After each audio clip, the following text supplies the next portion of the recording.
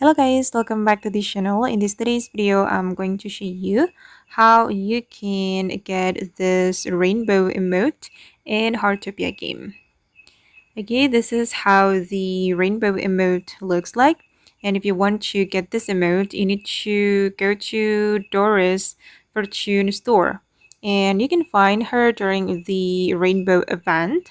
I've just purchased this emoji this morning from Doris, and today Doris is at the central square during the rainbow event.